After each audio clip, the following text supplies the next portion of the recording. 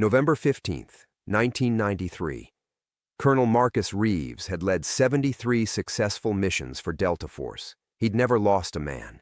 That's exactly why someone wanted his entire unit dead in the Colombian jungle. The raid on Escobar's fortress was supposed to be routine. 8 commandos, in and out, extract the intelligence and disappear before dawn. Instead, they walked into a killing field that had been prepared for weeks. What happened in the next 4 hours became the most classified operation in U.S. military history. 3 agencies buried the files. Families were told their sons died in training accidents, and for 30 years, when anyone asked about Operation Ghost Protocol, they were transferred to different departments. The night 8 elite soldiers discovered that sometimes the enemy isn't waiting in the jungle. Sometimes the enemy gave you the mission. Before we jump back in, tell us where you're tuning in from, and if this story touches you, make sure you're subscribed because tomorrow I've saved something extra special for you. The first sign something was wrong came when Carlos Mendoza's radio went silent. Marcus pressed deeper into the emerald canopy, his M4 carbine tracking shadows that danced between the cecropia trees. 40 meters ahead, the limestone walls of Escobar's compound rose like ancient battlements, draped in vines and morning mist.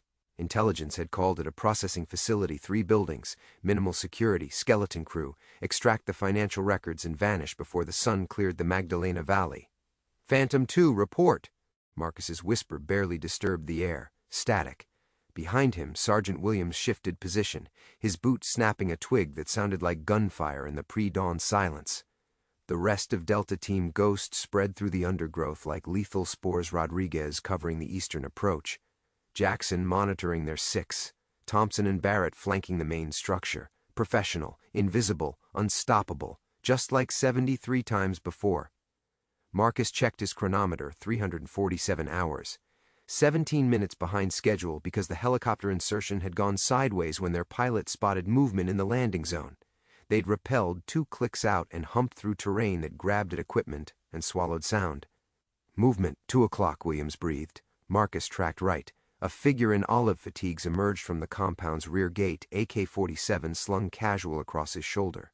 The sentry moved with the lazy confidence of a man who owned the jungle. No urgency, no awareness that 8 ghosts were studying his every step. Too easy. The thought hit Marcus like ice water. 30 seconds of observation confirmed his worst fears. The guard's weapon was pristine, no jungle rot, no tape reinforcing the stock. His boots were spotless. Even his cigarette was American-made, still crisp in its pack. This wasn't some half-trained sicario pulling night watch. This was theater. Marcus keyed his radio, voice barely a breath. All stations abort. Repeat, abort mission.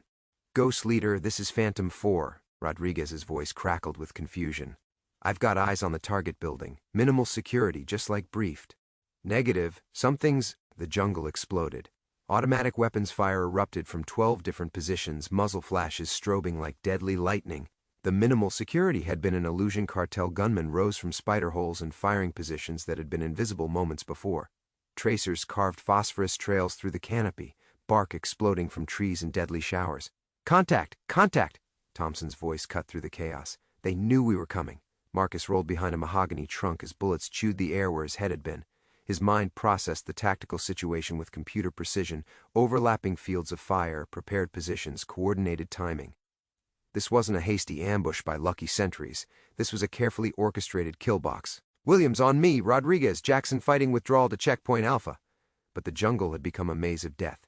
Every path they'd planned, every escape route they'd memorized, now funneled them toward waiting guns. The cartel hadn't just prepared an ambush. They'd turned the entire operational area into a hunting preserve. Marcus sprinted through the undergrowth, Williams at his shoulder, both men moving with the fluid precision of warriors who danced with death across 4 continents. Behind them, the crack of Barrett's sniper rifle answered the cartel's automatic weapons, but Marcus could hear the desperation in the spacing of shots. They were outnumbered 10-1. Ghost leader, this is Phantom 2. Carlos Mendoza's voice suddenly cut through the radio static, calm as Sunday morning. I'm in position at the primary target. Building's clear. Impossible. Marcus had watched the compound light up like a Christmas tree. No one could have penetrated that kill zone. Carlos, get out of there. Site's compromised. Negative, sir. Mission's a go. Intelligence was accurate.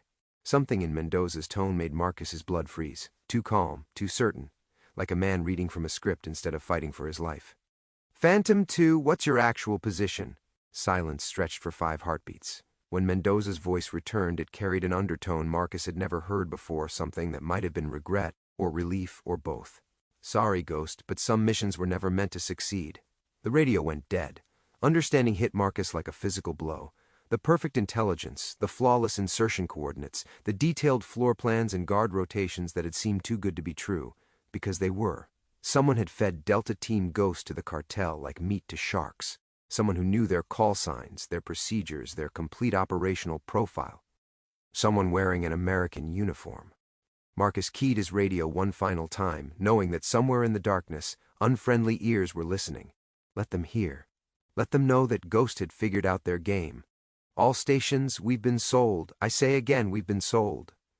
The jungle erupted in fresh gunfire, and Marcus Reeves began the longest night of his life, not knowing that 30 years later the truth would come hunting for him in a Nevada desert where ghosts were supposed to stay buried. Sometimes the dead don't rest until the living answer for their betrayal. Sorry, Ghost, but some missions were never meant to succeed. The words had haunted every dawn since 1993. Marcus rolled from his narrow bunk, bare feet finding the sun-warmed concrete floor of his trailer. Through the single window, the Mojave stretched endlessly, a canvas of rust and gold that promised nothing and demanded less. This was his sanctuary, his purgatory, his choice. The coffee maker gurgled to life with mechanical precision, a sound that had replaced the controlled chaos of mission briefings and tactical planning sessions. Marcus ran thick fingers through silver-shot hair, studying his reflection in the black screen of a television that hadn't been turned on in months.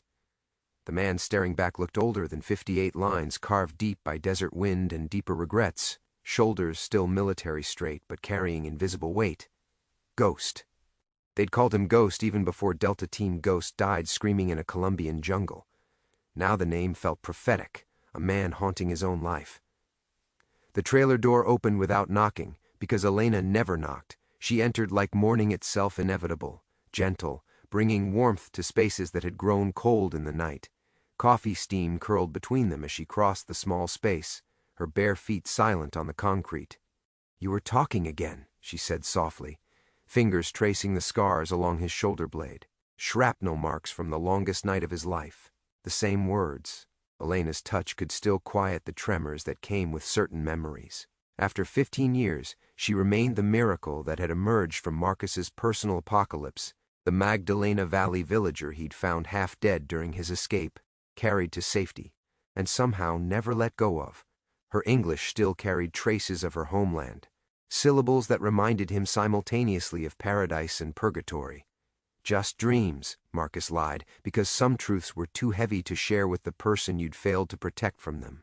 She moved with the unconscious grace of someone comfortable in small spaces, preparing breakfast with ingredients that spoke of careful budgeting and creative resourcefulness.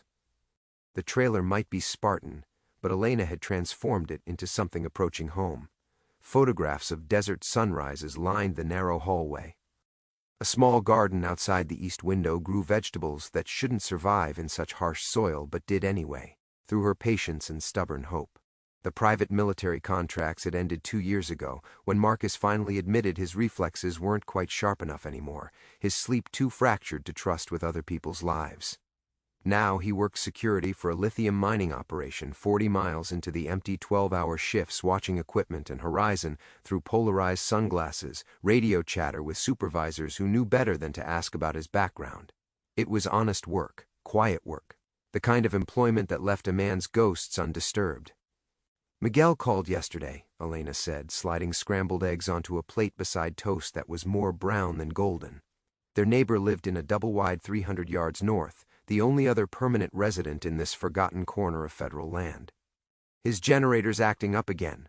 Marcus nodded, already mentally cataloging the tools he'd need. Miguel was 73 and stubborn as creosote, but he'd shared his well water when Marcus first arrived and asked no questions about the haunted stranger who'd appeared one day driving a pickup truck with too many hidden compartments. These were the rhythms that had replaced tactical operations and kill-or-capture missions. Small repairs, quiet conversations, the gradual accumulation of something resembling peace. Elena worked part-time at a diner in Pahrump, serving coffee and pie to truckers and tourists who were passing through to somewhere more important. Together, they'd built a life measured in propane refills and grocery runs, sunset walks through landscape that could kill the careless, but offered profound silence to those who understood its terms. It wasn't the life Marcus had imagined at 28, leading America's elite soldiers through the world's darkest corners. But it was clean, honest, free from the weight of decisions that echoed in body counts and mission reports stamped with classifications that would outlive everyone who'd written them. Elena poured coffee into two mismatched mugs, hers chipped along the handle, his bearing the faded logo of a unit that no longer existed. She'd found it among his things years ago and rescued it from the box of items he'd intended to bury in the desert.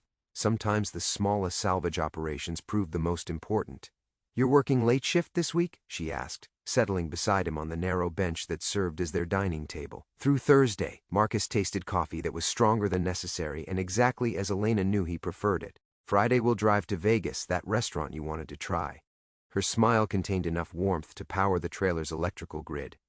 These promises, dinner in the city, a movie, the deliberate construction of a future that extended beyond the day's immediate necessities, had become their defiance against the impermanence that military life had taught him to expect.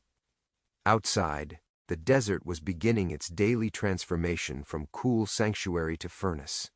Soon the temperature would climb past comfort into the realm where only the adapted survived.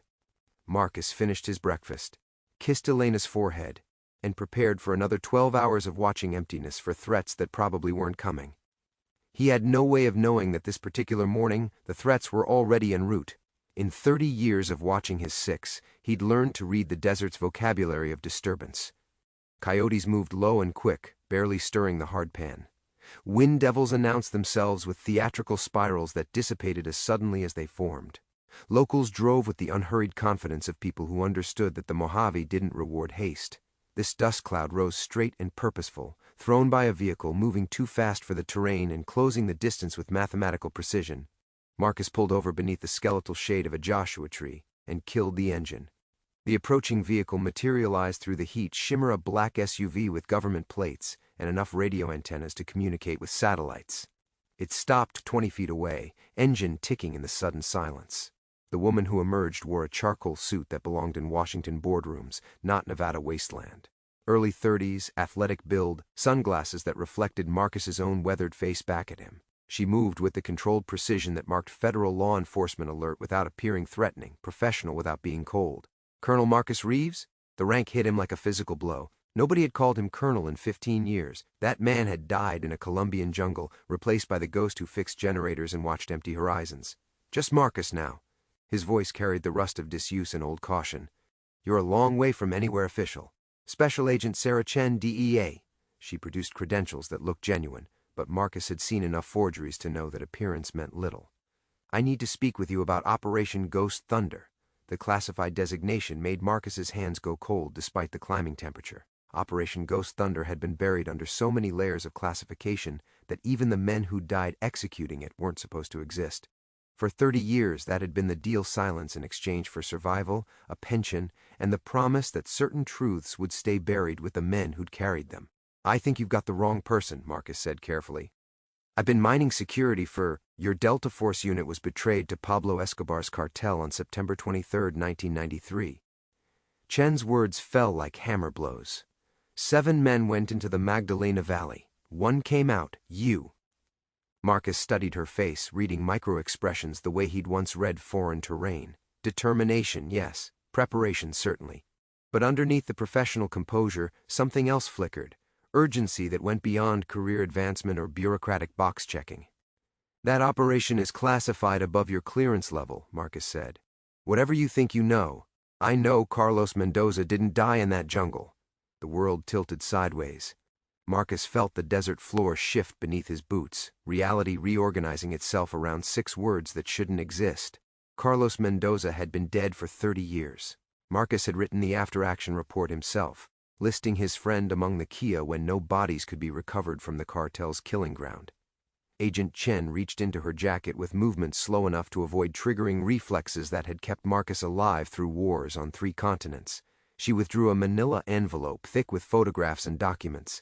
"These were declassified last month," she said, "part of a congressional investigation into cartel penetration of U.S. intelligence networks." The first photograph stopped Marcus's breath. Carlos Mendoza stood beside a swimming pool that could have belonged to any wealthy Colombian estate. But this wasn't 1993. The timestamp read July 15, 2019, 5 years ago. Carlos looked older silver, threading through his black hair, lines marking his face but unmistakably alive, unmistakably himself. Standing beside him was a man Marcus recognized from old intelligence files, Roberto Vasquez, Escobar's financial lieutenant, the man responsible for laundering billions of dollars through American banks. "There are 17 more photographs spanning a 12-year period," Chen said quietly. "Your teammate didn't just survive that ambush, Colonel. He orchestrated it." Marcus's hands trembled as he flipped through the images. Carlos at cartel meetings. Carlos shaking hands with men who'd placed bounties on American soldiers. Carlos wearing expensive suits and watches that cost more than military salaries allowed. The man who'd whispered Zari, ghost. But some missions were never meant to succeed hadn't been apologizing. He'd been explaining. "Why now?" Marcus's voice sounded foreign to his own ears. "Why bring this to me after 30 years? Chen removed her sunglasses, revealing eyes that held the weight of someone who'd seen too much too young. "Because 3 weeks ago, someone put a bullet in Carlos Mendoza's head, and before he died he gave up names, American names, people who've been helping cartels target U.S. operations for 3 decades. She leaned closer, her voice dropping to barely above a whisper. "Your name was on that list, Colonel." "Not as a target." Marcus stared at the photographs until they blurred, understanding crystallizing like ice in his veins. The careful life he'd built, the sanctuary in the desert, Elena, who'd appeared in his path like a miracle when he'd needed salvation most. "As an asset," Chen finished. "No." The word came out strangled, barely human. "That's impossible. I was there. I carried my men's dog tags out of that jungle." Agent Chen crouched beside him, her voice gentler now but no less relentless. "The intelligence that sent your unit into that compound, where did it come from?" Marcus's mind reeled backward, grasping for details that had calcified into gospel over 3 decades. CIA asset, Escobar's inner circle, gold-plated source. What was the source's code name? The question hit like a sniper's bullet, precise, devastating, from an angle he hadn't seen coming, because suddenly Marcus couldn't remember. 30 years of nightmares about that mission, and he'd never questioned the origin of the intelligence that killed his men.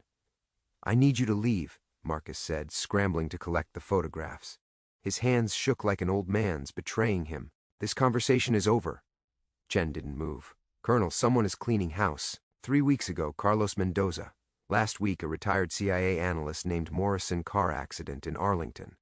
4 days ago, a Pentagon liaison officer named Patterson apparent suicide in his Bethesda home. Each name landed like artillery, systematic destruction of Marcus's ability to deny what was happening. These weren't random deaths. This was a methodical elimination of loose ends, and he was sitting exposed in the middle of nowhere with a DEA agent who just painted targets on both their backs. "You need to get out of here," Marcus said urgently, standing so fast his vision grayed. "You have no idea what you've stumbled into." "I know enough." Chen's calm was infuriating, professional. "I know you're next on someone's list. I know you've been living under surveillance for years without realizing it. And I know the only way you survive is by helping me understand what really happened in Colombia." Marcus was already moving toward his truck, military instinct screaming warnings that had kept him breathing through decades of close calls. The desert suddenly felt like a kill zone, too open, too exposed, with sight lines that extended for miles in every direction. "Colonel." Chen's voice carried absolute certainty. "Elena Vasquez isn't who you think she is." Marcus froze, his hand on the truck's door handle. The world contracted to a single point of impossible sound. Elena's last name spoken by a stranger in the middle of nowhere. "What did you say?" "Elena Vasquez. Born Magdalena Valley, Colombia, 1975. Daughter of Miguel Vasquez, Roberto Vasquez's younger brother." Chen's words fell like stones into still water, each one creating expanding circles of destruction. "She didn't stumble into your path during your escape, Colonel. She was positioned there." The desert spun around Marcus like a centrifuge, 30 years of memories reorganizing themselves into a pattern too hideous to accept. Elena finding him half dead from blood loss and dehydration. Elena nursing him back to health in a village that should have been controlled by cartel gunmen. Elena's miraculous appearance at the exact moment when Marcus had been too broken to question Providence. "You're lying." Chen produced another photograph. Elena, but not as Marcus had ever seen her. Younger, maybe 19, standing beside a man who could have been her father. The timestamp read September 1993, the same month Delta Team Ghost had died screaming in the jungle. The man beside her was Roberto Vasquez. "She's been reporting on you for 30 years, Chen continued relentlessly. "Every move, every habit, every person you've come into contact with. You weren't hiding in the desert, Colonel, you were quarantined there." Marcus's legs gave out. He sat heavily on the truck's running board, staring at the photograph until the images blurred together. Elena's laugh from this morning, her gentle touch on his scars, the careful way she'd built their life together, asking so few questions about his past, encouraging his isolation, supporting his desire to stay invisible. Elena, who had never once suggested they travel beyond the desert's borders. Elena, who had discouraged him from maintaining contact with any surviving military personnel. Elena, who somehow always knew when to be absent during his rare visits from old comrades, visits that had grown increasingly infrequent over the years until they stopped entirely. "The mining job," Marcus said slowly. "The security position, did she? The company's owned by a shell corporation with ties to Colombian interests." Chen's voice carried genuine sympathy now. "You were never free, Colonel. You've been in the world's most comfortable prison cell." A new sound reached them across the desert engines, multiple vehicles approaching fast from 3 directions. Chen was already moving, her hand inside her jacket, scanning the horizon with the alertness of someone who'd expected this possibility. "We need to move, now." But Marcus couldn't move. Couldn't think beyond the expanding realization that every sunrise for 30 years had been a lie, every gentle touch a manipulation, every moment of peace a carefully constructed illusion designed to keep him docile and monitored. The engines grew closer, and Marcus understood with crystal clarity that his sanctuary had just become his tomb. "Move!" Chen grabbed his shoulder, but Marcus remained frozen on the truck's running board, staring at the photograph of Elena and Roberto Vasquez. The implications kept expanding like ripples from a stone dropped in black water. If Elena had been watching him for 30 years, reporting on him, then she knew about every nightmare, every moment of guilt, every time he'd whispered apologies to his dead brothers in his sleep. She knew about the lockbox buried beneath their trailer's floor. "The files," Marcus breathed. "Jesus Christ, she knows about the files." "What files?" Chen's voice carried sharp urgency as the engine sounds grew louder. "Colonel, what files?" Marcus forced himself to stand, his legs unsteady beneath him. "Mission recordings, radio transcripts, Carlos's last transmission before—" He couldn't finish, before Carlos had sold them all to die. "She doesn't just know they exist," he continued, nausea building in his throat. "She knows where they are. She's known for 30 years. The first vehicle crested a distant ridge-black SUV identical to Chen's, but moving with predatory speed that spoke of hostile intent. Chen was scanning the terrain with professional assessment, calculating angles and distances with the focused calm of someone accustomed to sudden violence. "Your truck or mine?" she asked. But Marcus was already moving, not toward either vehicle but toward the scattered photographs Chen had dropped. His hands shook as he gathered them up. 30 years of constructed reality crumbling with each image of Elena's deception, the careful way she'd built their life, the gentle questions about his dreams, the concerned touches when he woke screaming. She'd been cataloging his trauma for her handlers. "Leave them," Chen commanded. "We need to—" "No," Marcus's voice carried iron forged in Colombian jungles. "These men died because of her, because of me trusting her. I won't leave them scattered in the dirt again." The second vehicle appeared from the northeast, close enough now that Marcus could see weapons mounted on the roof, professional hardware, military grade.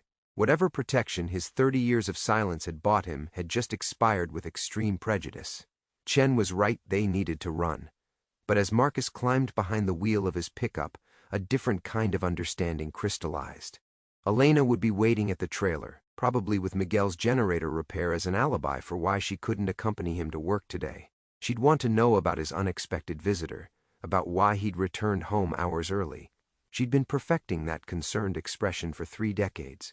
"Follow me," he told Chen through his open window, "but stay back if this goes bad." "Where are you going?" Chen's composure finally cracked. "The trailer is compromised. She'll have backup waiting." "She'll have answers," Marcus corrected grimly, firing the ignition, "and 30 years of my life to account for." The truck's engine roared to life, drowning out Chen's protests. In his rearview mirror, the pursuing vehicles had spread into a classic hunting formation, designed to prevent escape across the open desert. They knew his roots, his preferences, his habits. Of course they did. Elena had been filing reports. Marcus's hands tightened on the steering wheel as another realization hit him like shrapnel. The rare visits from old comrades that had grown increasingly infrequent over the years. What if they hadn't stopped coming by choice? What if Elena's careful absences during those visits hadn't been coincidence but opportunity? Miguel's generator problems. The convenient emergencies that always seemed to require Elena's attention whenever Marcus had company. The way his former teammates had gradually lost touch one by one until he'd convinced himself it was natural drift, the inevitable dissolution of bonds forged in violence. What if it hadn't been natural at all? Patterson, Morrison, Carlos, he whispered, each name a nail in his coffin of understanding. The men who'd died in the past month hadn't been random targets. They'd been everyone who could have told Marcus the truth about his own life. Everyone except Elena. The trailer appeared ahead, unchanged and innocent in the desert heat. Elena's small garden still grew impossibly green against the harsh landscape. The wind chimes still sang their gentle music in the breeze. Everything looked exactly as it had when Marcus left for work this morning, carrying Elena's kiss and promises of Friday dinner in Las Vegas. But now he understood what he was really looking at, a crime scene that had been active for 30 years. Chen's SUV pulled up beside him as he parked, her expression grim with professional recognition. "Colonel, this is tactically insane. She's had hours to prepare." Marcus stared at the trailer where he'd built his life on lies. "She's had 30 years to prepare, Agent Chen, but she's never seen me angry." He climbed out of the truck, photographs clutched in his fist, and walked toward the woman who'd been slowly murdering him with kindness since 1993. "You're home early," Elena said, her voice carrying that familiar note of gentle concern. "Is everything all right?"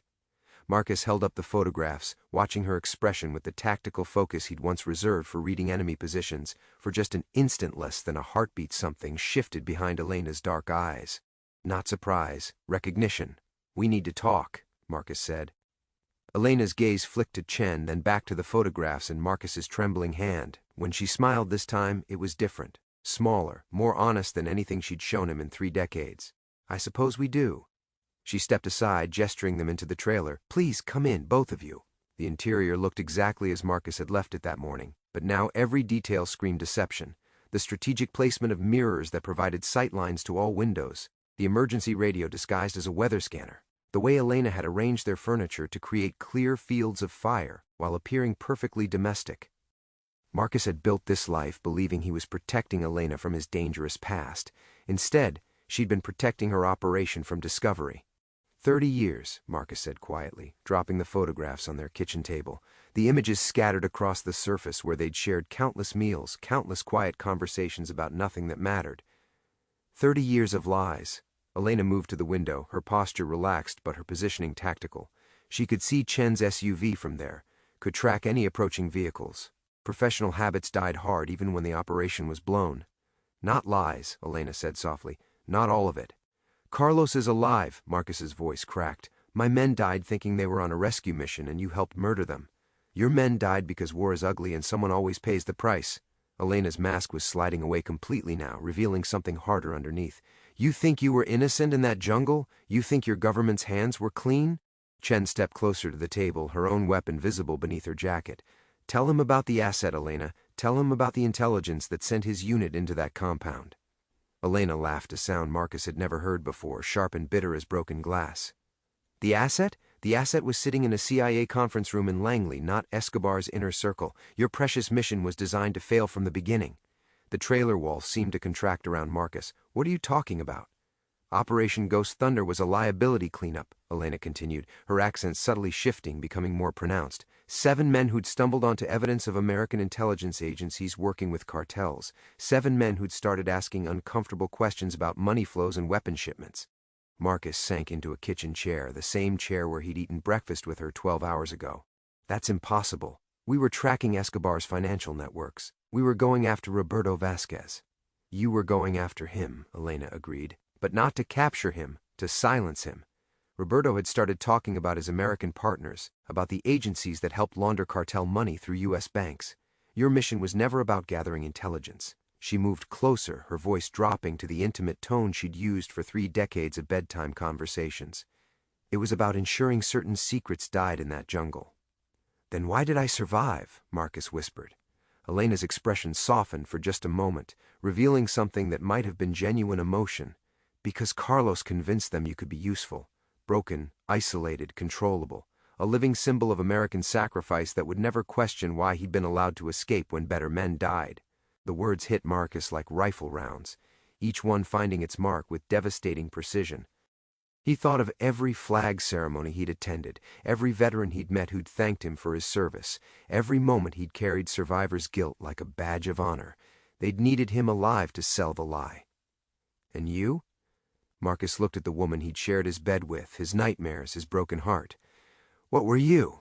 Elena reached into a kitchen drawer slowly, carefully, with movements designed not to trigger Chen's reflexes. She withdrew a satellite phone, military grade, definitely not standard equipment for a mining contractor's wife. I was your handler, she said simply, but somewhere along the way, I made the mistake of believing my own cover story. She speed-dialed a number, her eyes never leaving Marcus's face. When she spoke, it was rapid Spanish, directed at whoever answered.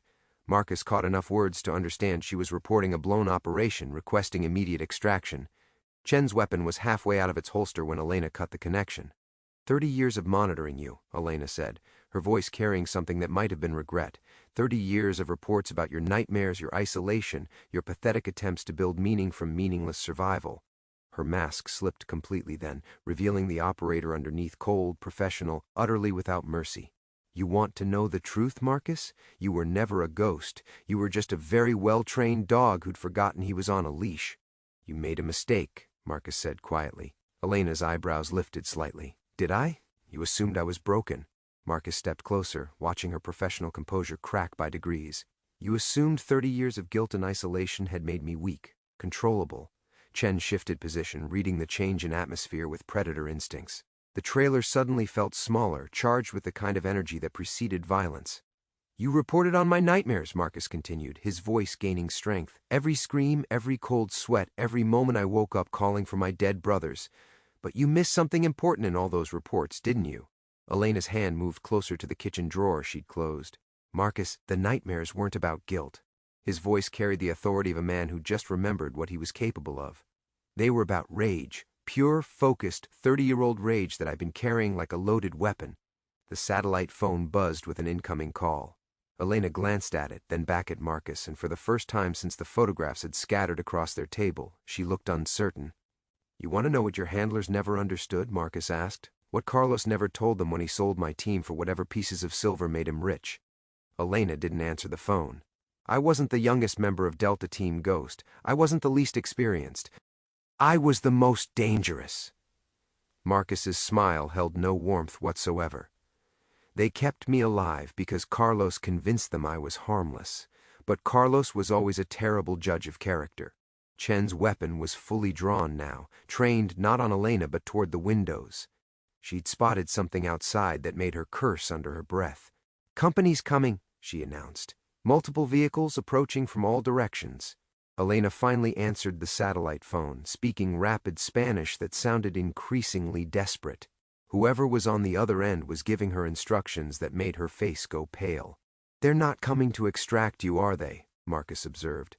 They're coming to clean up the mess, all of it, including you. You don't understand, Elena said, cutting the connection. There are protocols, procedures for blown operations. I understand perfectly. Marcus moved to the window, scanning the desert landscape with eyes that hadn't lost their tactical edge. The same protocols that got my team killed, the same procedures that have been keeping me on ice for 30 years. 3 black SUVs were visible now, closing in with military precision. But Marcus wasn't looking at them with the desperate fear of a hunted man. He was assessing them with the cold calculation of someone who'd spent decades planning for this exact moment. Elena, Marcus said conversationally, do you remember the story I told you about my first week in the desert, about why I chose this particular piece of nowhere to build our life? Elena's professional mask was completely gone now, replaced by something approaching panic. Marcus, we need to leave now. They have orders to eliminate all witnesses. I told you it was because of the isolation, the peace and quiet. Marcus opened a cabinet that Elena had assumed contained dishes for 30 years. Instead, he withdrew a modified assault rifle that had been carefully maintained and ready for use. But that was only part of the truth. Chen's eyes widened as Marcus began retrieving additional weapons from hidden locations throughout the trailer. Each movement was practiced, efficient, speaking to years of preparation. "I chose this location because it's a natural kill zone," Marcus continued, checking his rifle's action with muscle memory that 30 years hadn't eroded. 3 approaches, all of them exposed, high ground advantage, clear sight lines for 2 miles in every direction. Elena stared at him as if seeing a stranger. "You've been planning this every day for 30 years. Marcus's voice carried the satisfaction of a man whose patience had finally been rewarded. "Every morning when I kissed you goodbye. Every night when I listened to you breathe beside me, knowing what you were. Every moment of this beautiful life we built on lies." The satellite phone buzzed again. This time, Elena didn't answer. "You want to know the real truth?" Marcus asked, taking position at a window that provided optimal fields of fire. "I've known what you were since year 5. The careful questions, the convenient absences, the way you discouraged any contact with my past." Elena's face went white. "That's impossible." "I was Delta Force, Elena. We were trained to recognize infiltration, manipulation, long-term surveillance operations." Marcus smiled, and this time it held genuine warmth, not for her, but for his long-dead brothers who were finally going to be avenged. "I let you think you were handling me because I needed you to lead me to the people responsible, and now, after 30 years of patience, they're coming to me." The first SUV crested the ridge, close enough now to see weapon-mounted positions. Marcus chambered around and settled into firing position. "Game's over, Elena." 30 years, she whispered. "Whatever you think you know, I know Carlos didn't die in that jungle." Marcus's scope found the lead vehicle's driver, a clean shot at 400 yards. "I know he's been running black operations for whoever pays the highest price, and I know you've been filing reports that kept me isolated and harmless while he cleaned up loose ends." Chen's radio crackled with intercepted chatter, tactical commands in professional English, not the Spanish they might have expected from cartel operators, government frequencies, military protocols. "CIA?" Chen asked grimly. "Or contractors working for them," Marcus replied. "The alphabet soup doesn't matter anymore. They're all here for the same reason." Elena's mask slipped one final time, revealing something that might have been genuine anguish. "The feelings weren't fake, Marcus. The life we built, some of it was real." Marcus's crosshairs settled on the lead SUV's windshield. "I know, that's what made this so perfect. You had to believe your own cover story to sell it to me. But believing it also made you sloppy." The convoy was within optimal range now, close enough that Marcus could see tactical gear through tinted windows. Professional operators carrying serious hardware, but they were approaching a target they believed to be cornered and desperate. They had no idea they were entering a trap 30 years in the making. "The emergency radio you think I never noticed," Marcus said conversationally. "The mirrors positioned for tactical advantage, the way you always knew when vehicles were approaching before I did. You've been running counter-surveillance on our own home, Elena, watching the watchers." Elena's breathing became shallow, rapid. "They'll kill us all. You, me, Agent Chen, everyone who knows." "They'll try." Marcus's voice carried the cold certainty of someone who'd already accepted every possible outcome. "But they're making the same mistake Carlos made in that Colombian jungle. They're underestimating their target." The lead SUV stopped 300 yards out, close enough for a killing shot, but far enough to deploy teams safely. Marcus watched through his scope as doors opened and tactical figures emerged, moving with professional precision toward what they believed was a routine cleanup operation. "Agent Chen," Marcus said without taking his eye from the scope, "when this starts, stay low and watch the rear approach. They'll try to flank us through the generator shed." Chen nodded, her composure steady despite facing odds that should have terrified her. "What about Elena?" Marcus finally looked at the woman who'd shared his bed, his secrets, and his carefully managed breakdown for 3 decades. She stood frozen by the kitchen sink, clutching the satellite phone like a lifeline, understanding at last that she'd been playing a game where she was never more than a disposable piece. "Elena's going to call them off," Marcus said with absolute certainty. "Because she's finally realized that the man they sent her to monitor never existed. She's been filing reports on a ghost." He turned back to his rifle, settling into the shooting position he'd practiced countless times in this exact spot. "And ghosts," Marcus said, "are very hard to kill." Marcus's rifle spoke with the authority of 30 years' worth of suppressed rage, and the lead SUV's driver slumped forward onto his horn, the The sustained blare echoed across the Nevada wasteland as tactical teams scrambled for cover behind armored vehicles that suddenly felt inadequate. Elena grabbed the satellite phone with trembling fingers, screaming Spanish into the receiver orders to abort, to fall back, to recognize they'd walked into a kill zone. But the static that answered her told Marcus everything he needed to know about how disposable she'd always been. "They cut your frequency," he said, already tracking his next target. "Just like they cut Carlos's team after the jungle. No loose ends, remember?" The second shot took out a tactical leader coordinating the flanking maneuver Agent Chen had predicted. Professional soldiers dove for cover behind rocks and scrub brush, their certainty evaporating like desert mist as they realized their intelligence had been catastrophically wrong. Chen's service weapon added its voice to the firefight, covering the rear approach with precise shots that spoke to federal training.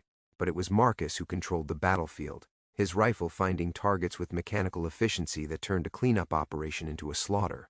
30 years, he said between shots, his voice carrying across the trailer like a eulogy. 30 years of reports about a broken man who jumped at shadows and drank too much, and couldn't sleep without medication. Elena pressed herself against the kitchen cabinets, watching her handler become something she'd never seen before. Not the grief-stricken survivor she'd monitored, but the operator who'd been deemed too dangerous to live. The tactical teams were retreating now, dragging their wounded back to vehicles that offered protection but no escape. Marcus had chosen his ground too well. Every route in was exposed, and every route out led through his crosshairs. "Did you love me?" Elena asked, her voice barely audible above the gunfire. Marcus paused, his finger easing off the trigger as the immediate threat fell back to regroup. Through his scope, he could see them calling for backup, for air support, for anything that might salvage a mission gone catastrophically wrong. "Yes," he said finally. "That's the tragedy of it all. I loved you completely, even knowing what you were. I loved the woman you became while pretending to be my wife." Elena's sob echoed in the trailer like a death rattle. "Then why?" "Because loving you didn't bring back Collins, Morrison, or Patterson." Marcus's crosshairs found another target. "Because 30 years of happiness built on lies doesn't balance the scales." Agent Chen's radio crackled with intercepted chatter-desperate requests for extraction, for tactical support, for someone to explain how a routine termination had become a massacre. Through it all, Marcus continued his methodical work, each shot precise, purposeful, final. The sun was setting when the last SUV retreated beyond effective range, carrying survivors who would spend the rest of their lives explaining how one man had destroyed an entire operation. Elena sat on the kitchen floor, no longer crying, her satellite phone silent beside her like a dead thing. "They'll send more," she said. Marcus set down his rifle and walked to the kitchen window, looking out at the desert that had been his home and his fortress for 30 years. Blood stained the sand where professional killers had learned the difference between a target and a predator. "Let them come," he said. "I have time." Chen holstered her weapon and moved toward the table where declassified photographs still lay scattered, the evidence that had started this day's reckoning. "What now, Colonel?" Marcus picked up a photograph of Carlos Mendoza standing beside Pablo Escobar's inner circle, studying the face of the man who'd sold 7 soldiers for 30 years of comfortable retirement. His brother, his betrayer, his final target. Now, we finish what they started in that Colombian jungle. Marcus's smile held the warmth of a man who'd finally found his purpose. They wanted to create a ghost. Tonight they're going to meet one. Outside, the desert wind began to blow, carrying away the gunpowder smoke and the blood and the echoes of justice 30 years delayed. But it couldn't carry away the satisfaction in Marcus Reeves's eyes as he planned his next move in a game that was finally nearing its end. Elena watched him from the kitchen floor, seeing clearly for the first time the man she'd been sent to monitor. Not broken, not controllable, not harmless, just very, very patient. And now, finally, free.